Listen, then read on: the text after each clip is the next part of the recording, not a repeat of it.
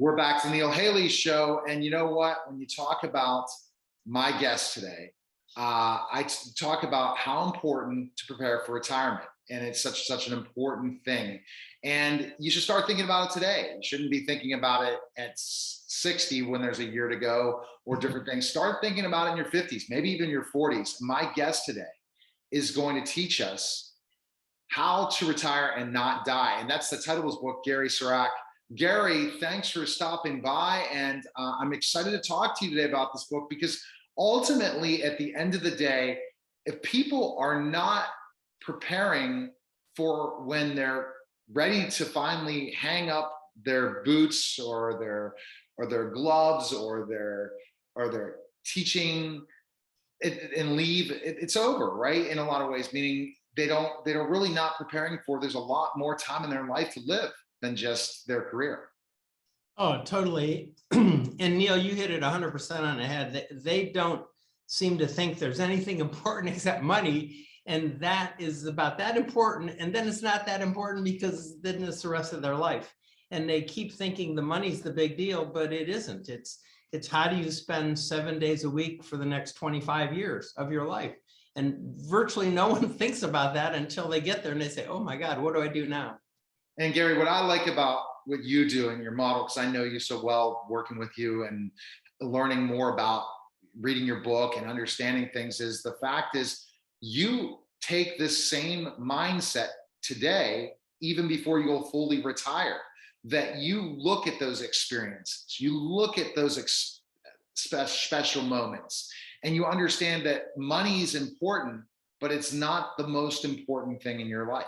It's something you need money to have the tools to do the fun things, but yet you have to think about other things as well. Isn't that correct? And that's part of what the book talks about. 100%. You know, I focus.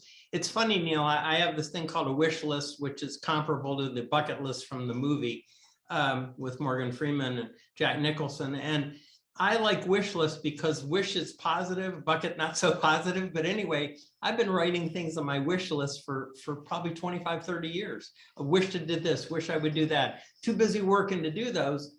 Then you get to the point where you're freed up and you have the time. And then I actually just check off boxes. I say, okay, I'm going to get this accomplished. I'm going to do this. Now, some of the stuff I wrote down obviously isn't going to happen. You know, those are too many years ago.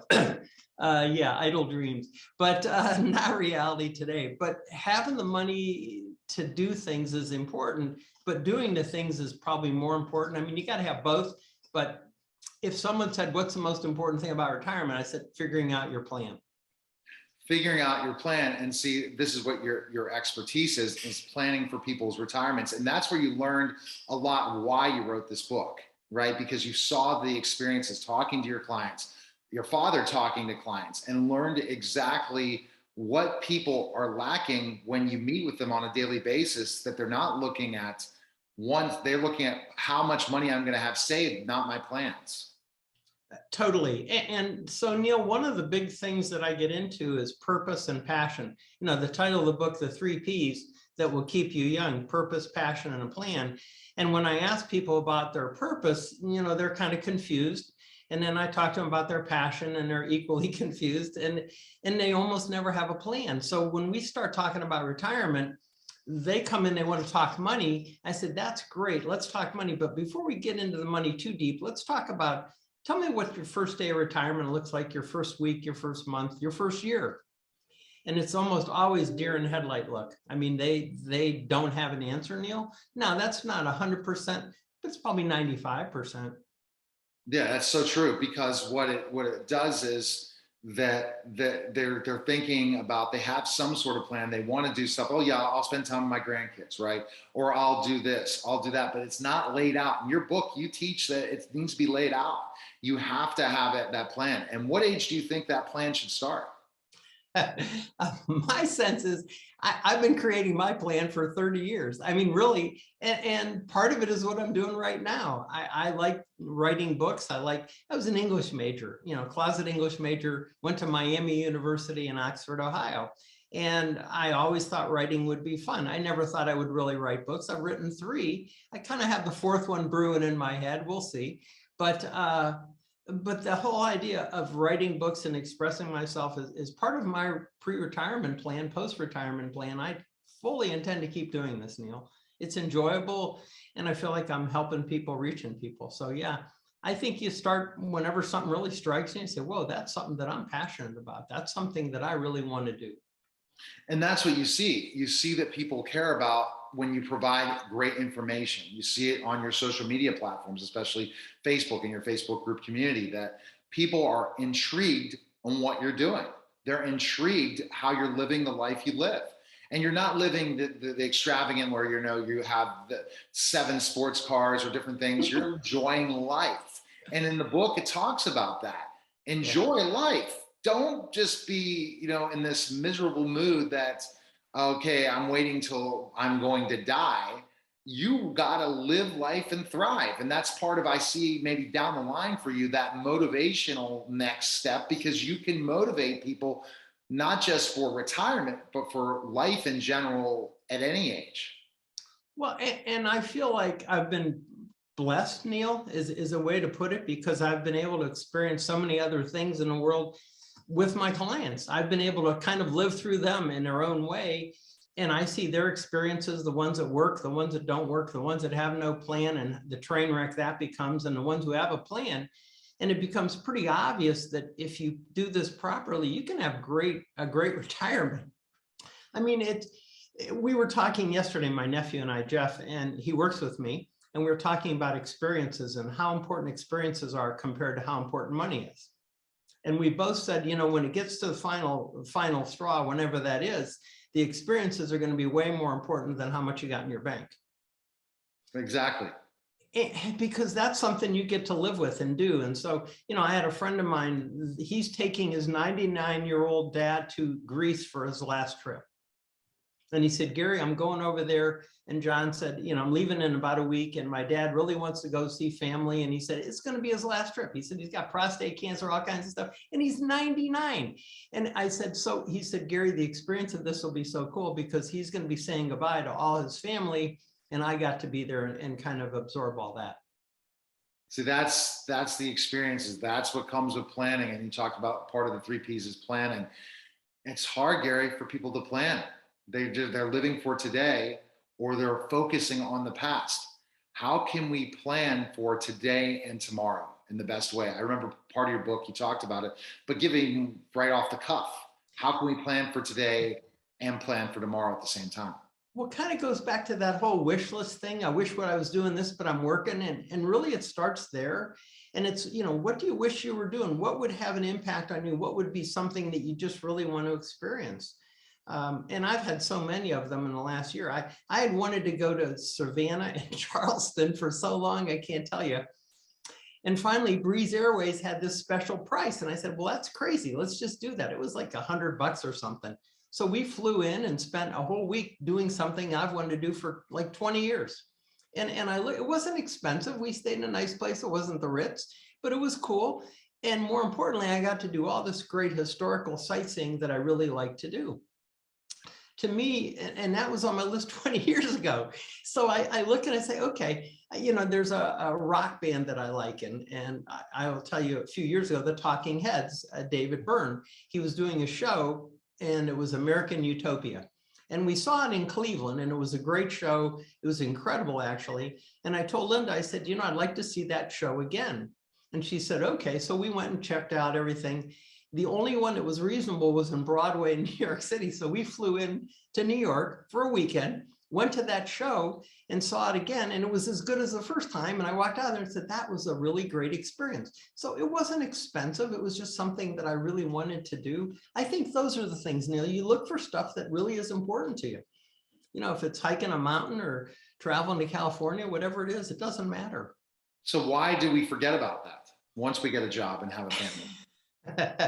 Why do we get life gets in the way of life? How's that? Right. And that's why, stuff happens. They say, oh yeah, and then they kind of forget about it. And yeah, one of my friends retired, and I asked him what he was going to do. He said, Gary, when I was a kid, I loved to fish with my dad and my grandfather. I said, yeah. I said, well, when's the last time you fished? He said, 40 years ago. And I said, oh. He said, you know what I'm doing? I said, no, I have no clue. He said, I'm buying a boat. not a big one, but I'm buying a rowboat or something. He said, a motorboat, and I'm going to get myself a new fishing pole and I'm going to start fishing again. He said, I used to really love that. I just never could do it. One of the things I'm looking to do now, I'm getting back in shape, is go play some basketball again. I won't go full court like I did, but I'm going to go shoot some hoops, and because once you start feeling healthier. So I think another part of retirement is make sure that you're staying healthy. Because Gary, it seems like you can get going and go, go, go. You're a go, go, goer. If you're like, morbidly obese or really have a lot of health issues, when you're retired, you're going to go right to the nursing home or an assisted living instead of really enjoying your retirement, and the money that you saved is going to go to something like that, which then leads Totally. to, yeah. And Neil, you hit a great point. Part of the book, I'm not a doctor, I'm not any of those things, but staying in shape is critically important. Paying attention, and I have a guy that, this is a bizarre story. He's retiring, and I asked him, and he's plenty of money and a very successful guy. And I said, what are you going to do? He said, binge watch TV. And I said, no, really, what are you going to do? He said, oh, no, that's what I'm going to do. He said, I have all these shows I never got to watch, and I'm going to binge watch TV. And I looked at him and I said, that's great in the winter. I said, but it's not really a good summer activity. And he said, oh, no, this is what I've really been planning on. And he said, I have all these shows that I want to watch. And I said, you have to get off the couch and do something. You're not going to. Plus, he likes to eat. And I said, this is not going to be a good formula. Oh, no, this guy's probably put on 20 pounds already. And he's watched the entire NCIS series. I don't know what he's on next, but he's chipping these things out. And his idea of retirement was going to basically, I don't know what he's going to do, but isn't going to be good, Neil. I mean, you can already tell. Oh, it's each his own, but that's the thing. He has to figure it out a way that he can use that passion in a way to get out and do things. So that's the thing that we all think about, is what we love.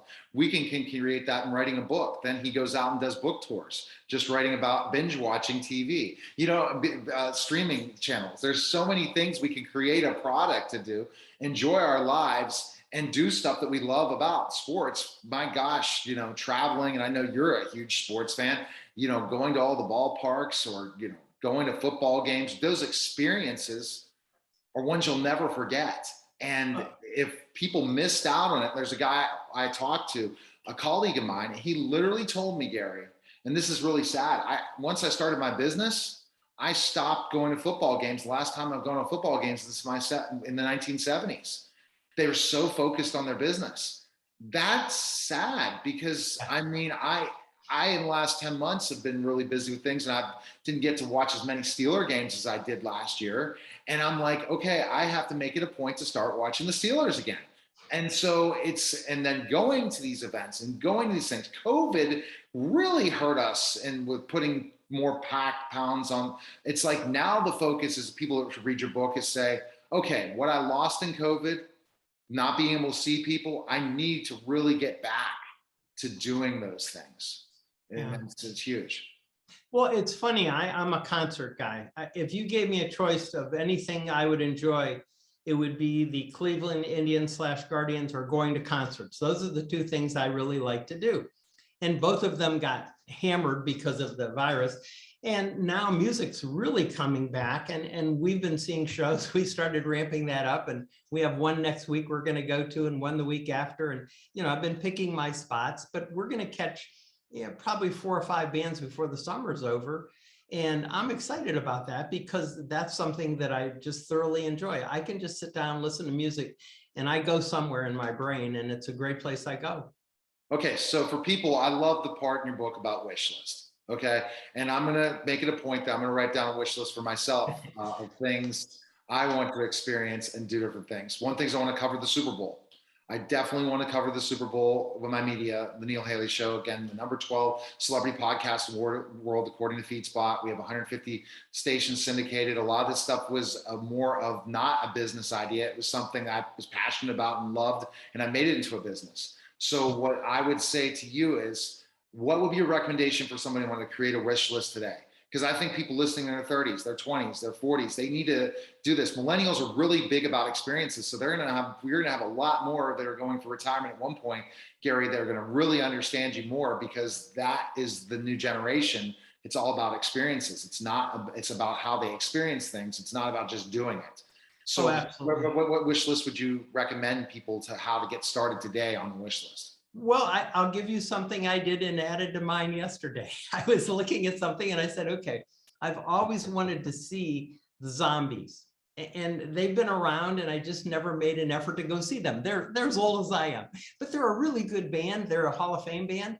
And I said, I am going to make a point wherever those guys are, whether it's Pittsburgh, Cleveland, I'm going to absolutely make a point to go see a show of theirs because they're really good. And the thing is, that was a yesterday edition, but I looked and I looked on my wish list. I have a wish list from about 15 years ago.